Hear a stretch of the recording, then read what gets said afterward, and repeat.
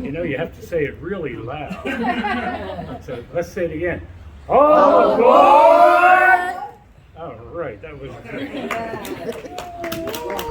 Commemorate the departure of the last train that left Chesapeake Beach Railway Station on April 15th, 1935, after 35 years of service to the community. Once it was dubbed the most important little railroad in America due to its frequent transport of national and international government dignitaries, the Chesapeake Beach Railway enriched all of the communities it served. One could visit many places in this country and stand on the spots where significant historical events took place. Some shaped the future of our nation. One such spot is Jamestown, Virginia, where 418 years ago, roughly 100 members of an English venture called the Virginia Company stepped from their small ships onto the shore of a strange land. They were not seeking freedom from persecution or repression, but rather they were entrepreneurs. They were the Virginia Company. They were engaged in a grand experiment to seek wealth in a new land. The grand experiment led to the birth of a great nation, the United States of America. Today we're indeed fortunate to be standing on another one of these spots. You see, 130 years ago, on April 4th, the Washington and Chesapeake Railroad Company, who was the predecessor of the Chesapeake Beach Railway Company, was granted a charter from the state of Maryland to incorporate the town of Chesapeake Beach. That's something to think about. Our railroad started this town. Since that time, despite 2 world wars, a major depression, pandemic, the town has grown and prospered to what is now called a jewel on the Chesapeake. We're indeed fortunate to be part of the grand adventure started by entrepreneur Otto Mears, who, like those who landed at Jamestown, came here to seek wealth. Fast forward to today, where others follow in Otto Mears' footsteps to seek their wealth. Otto established a resort on the shore of the bay and built a railroad to bring people to it. The railroad not only brought vacationers to the town, it also supported the agriculture economies of Calvert, Anne Arundel, and Prince George County, and also brought men and materials to improve the infrastructure of the local area. Over time, transportation improved, and the railroad was no longer the main mover of people and goods. Automobiles became plentiful, adding convenience for vacationers, and trucks became the preferred method for transporting goods over improved roads. So the railroad withered and died, a victim of its own success. It's a fact that small towns start to die when a railroad stops running to them. Happily, the opposite is true for Chesapeake Beach. In deference to a town dying due to a railroad leaving, this railroad laid the foundation for the growth of the town with a bright and prosperous future. Truly, those who reside here are the envy of the Washington-Baltimore area. Not a day goes by that a visitor does not remark that the train that ran between here and Washington long ago would certainly be a welcome change to the automobile traffic. It's said that every cloud has a silver lining, and the same is true here. With today's commemoration, we also celebrate. We celebrate the legacy of those of all colors and backgrounds who worked so hard to build, maintain, and operate the railway.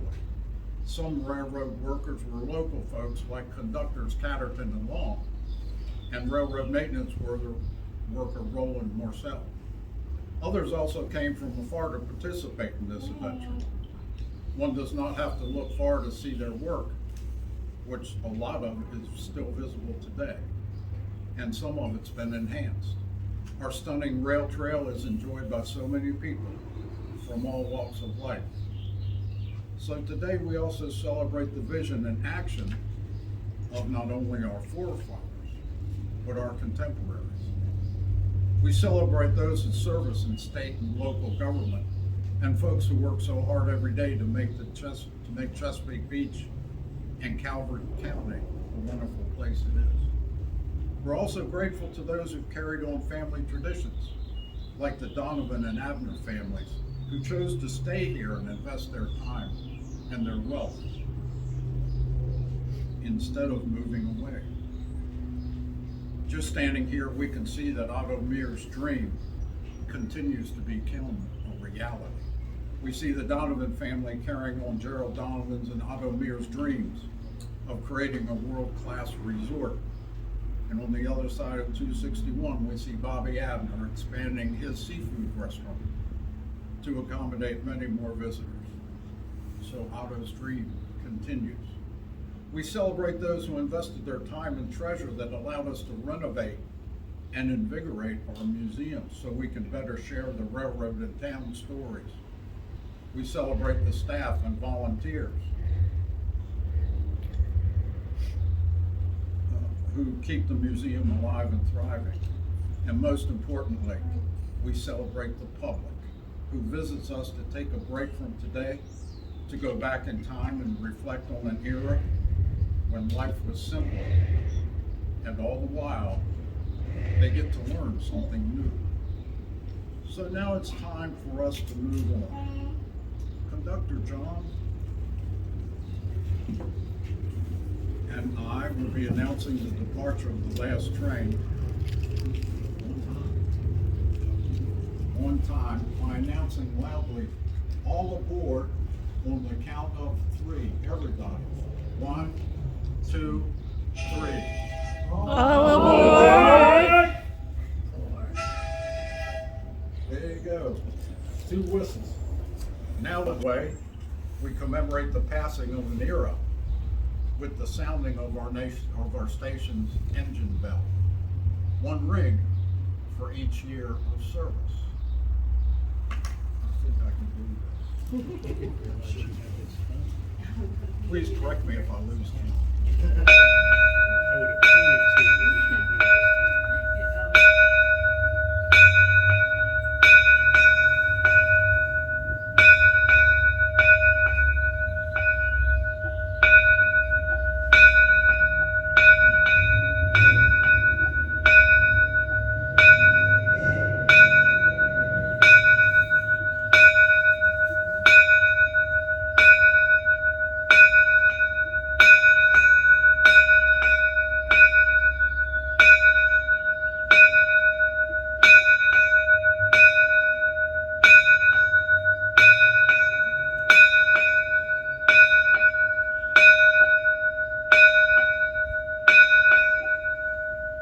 Did I get it right? You weren't counting either. 36. That was 34. Indeed, with celebration, it's only fitting for us to remember those who made the highest sacrifice to the railroad.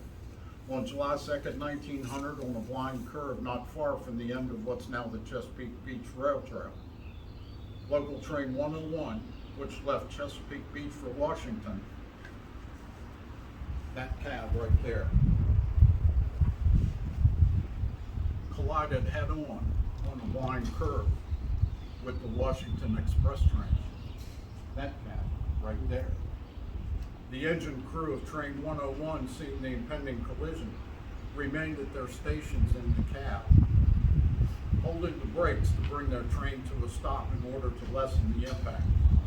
And there in the cab, they died as heroes, crushed and scalded to death, doing what they could to protect their train and its passengers.